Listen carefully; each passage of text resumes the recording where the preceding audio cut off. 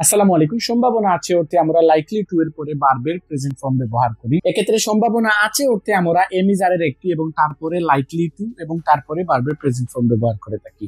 তাহলে যদি আমরা বলতে চাই তার ভাত খাওয়ার সম্ভাবনা আছে, তাহলে সম্ভাবনা আছে এজন্য আমরা লাইকলি টু ব্যবহার করব, এবং যেহেতু সম্ভাবনা আছে সেজন্য আমরা এমিজারের একটি ব্যবহার করব এবং তারপরে লাইকলি টু এবং তারপরে বারবের প্রেজেন্ট ফর্ম বসবে।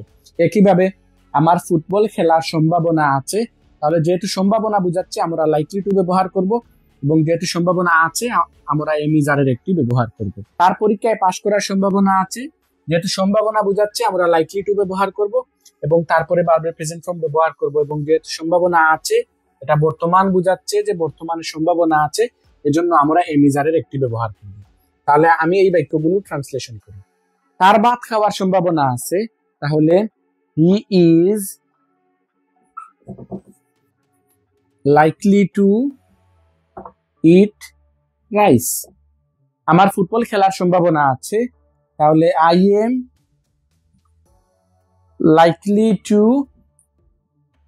play football.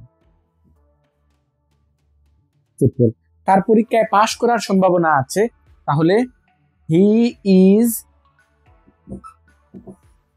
likely to pass in the exam. তাহলে এখান থেকে আমরা শিখলাম সম্ভাবনা অর্থে আমরা লাইকলি টু ব্যবহার করি, এবং যদি বুঝায় সম্ভাবনা আছে অর্থাৎ বর্তমানে সম্ভাবনা আছে বুঝায়, তাহলে আমরা এমিজারের একটি ব্যবহার করব এবং তারপরে লাইকলি টু এবং তারপরে বারবার প্রেজেন্ট ফর্ম বসবে। এবং যদি বুঝায় সম্ভাবনা ছিল, তাহলে আমরা ওয়াজ ওয়্যারের একটি ব্যবহার করব এবং তারপরে লাইকলি টু ব্যবহার করব। তাহলে সম্ভাবনা ছিল অর্থে সম্ভাবনা ছিল বুঝালে আমরা ওয়াজ অথবা ওয়ারের একটি ব্যবহার করব এবং তারপরে আমরা লাইকলি টু প্লাস ভার্বের প্রেজেন্ট ফর্ম বসবে। অর্থাৎ যদি সম্ভাবনা আছে হয়, সম্ভাবনা বর্তমানকালে সম্ভাবনা আছে হয়, তাহলে সেখানে আমরা এমিজারের একটি ব্যবহার করেছি।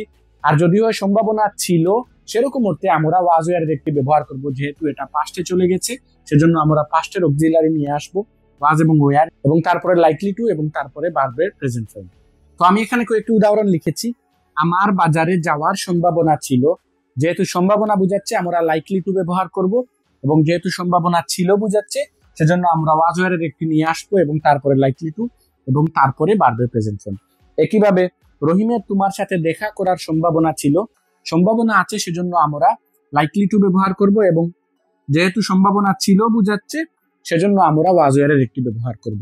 আমাদের খেলায় জেতার সম্ভাবনা ছিল, সম্ভাবনার জন্য আমরা লাইকলি টু ব্যবহার করব, এবং ছিল অর্থে আমরা ওয়াজ ওয়ারের একটি নিয়ে আসবো। তাহলে আমি এগুলো ট্রান্সলেশন করি। আমার বাজারে যাওয়ার সম্ভাবনা ছিল, তাহলে I was likely to go to market. I was likely to go to market.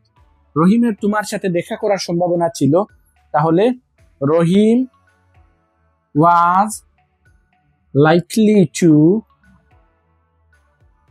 Meet you.